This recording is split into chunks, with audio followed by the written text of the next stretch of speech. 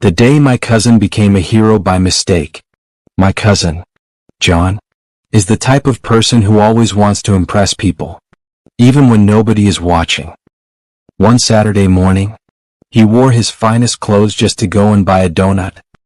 As he was walking, he kept rehearsing how he would greet people, how he would smile, and how he would pose like a big boy.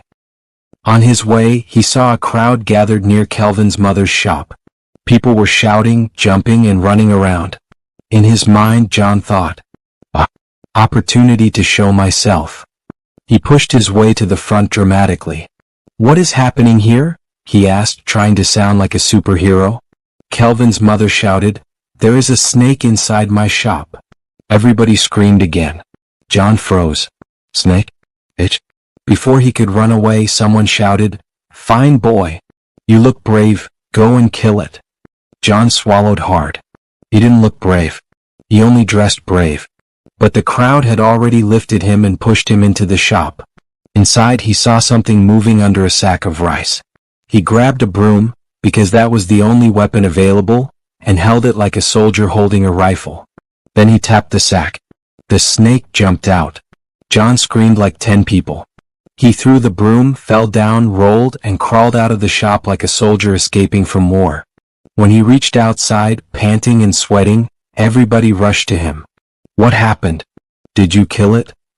John nodded dramatically. Yes, I chased it away.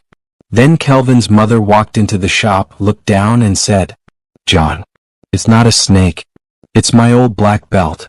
The whole crowd burst into laughter. John just adjusted his shirt, that had already torn, and said, well, the important thing is that the community is safe. From that day he became known as the warrior who fought the belt. After the whole embarrassment, John tried to walk home with dignity, even though people were still laughing and imitating the way he screamed inside the shop. One small boy even shouted, warrior, teach us how you fought the belt. John ignored him. A hero must not respond to children anyhow, even when the hero is crying inside. When he got home, his mother looked at him, shirt torn, trousers dusty, and pride missing. What happened to you? She asked. John sighed. Mother, danger came to the village, and I faced it. She narrowed her eyes. Which danger? Before he could form an answer, Kelvin's mother barged into the compound, waving the black belt dramatically. Madam, come and warn your son. He almost destroyed my shop because he thought this belt was a snake. John's mother placed her hands on her head. John, you fought belt? John tried to defend himself. But it looked like snake somehow now. Kelvin's mother added, he even used broom as weapon. He rolled on my floor like pancake. At this point, neighbors started gathering. Nigerians and gossip, inseparable. One uncle said, John, so you are the one that shouted like ambulance? Another woman added, I thought they were killing goat inside that shop. The disgrace was too much. But the worst part?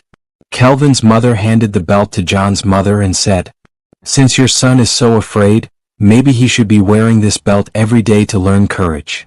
His mother smiled wickedly. Good idea. From that day she made John wear the belt to run errands. Imagine a grown boy with a black belt tied around his waist like a karate student who failed his exam. Whenever people saw him, they greeted him. Warrior. Is that your enemy or your uniform? And the nickname changed from warrior who fought the belt to belt general. Even the real snakes in the village started smiling whenever they saw him. And that was the day my cousin John learned a painful lesson. Sometimes the real enemy is not a snake. It's embarrassment. If this story made you laugh, like this video, subscribe, and stay tuned.